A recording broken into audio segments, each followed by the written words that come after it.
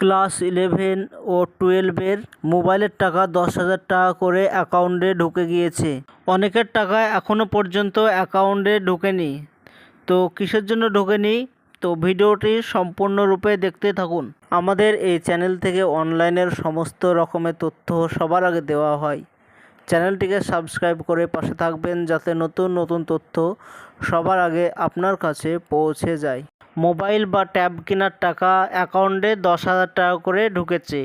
এটা মমতা বন্দ্যোপাধ্যায় চালু করেছে। তো এর আগের বছর ক্লাস 11কে টাকা দিয়েছিল না, তার জন্য এবার ক্লাস 11 এবং 12 যারা উচ্চ মাধ্যমিক দিবে তাদের সবাইকে 10,000 টাকা করে অ্যাকাউন্টে ঢুকিয়ে দিয়েছে।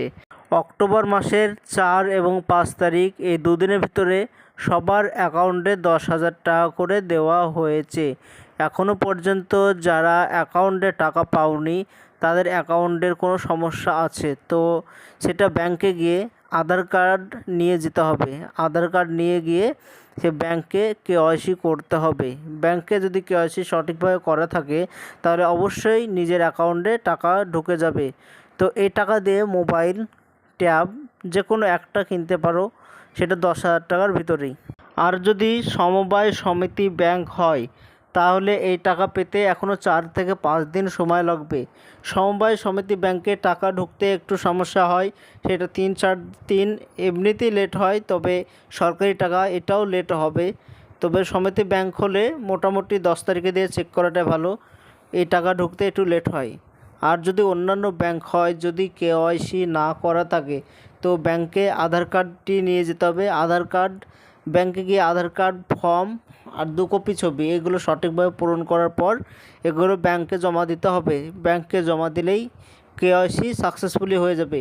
কেওয়াইসি যদি হয়ে যায় তাহলে অবশ্যই সরকারিভাবে আবারও টাকা ঢুকে যাবে মোবাইল কেনার জন্য 10,000 টাকা করে। কেওয়াইসি যদি না করা থাকে তাহলে অ্যাকাউন্টে টাকা ঢুকবে না। যদি অ্যাকাউন্টে টাকা না ঢোকে তো এই টাকা আর কোনোদিনও পাবে না। তো আগে যে কেওয়াইসিগুলো করে নিতে হবে।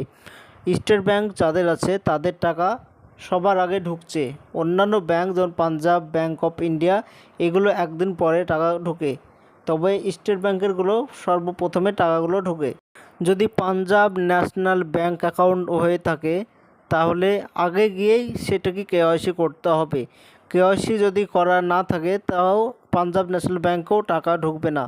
তো কেওয়াইসিটা সর্বপ্রথমে করে নিতে হবে। তো আজকের জন্য ভিডিওটি এইটুকুই দেওয়া ছিল। ভিডিওটি ভালো লাগলে সাবস্ক্রাইব করে পাশে থাকবেন যাতে নতুন নতুন তথ্য সবার আগে পৌঁছে যায়।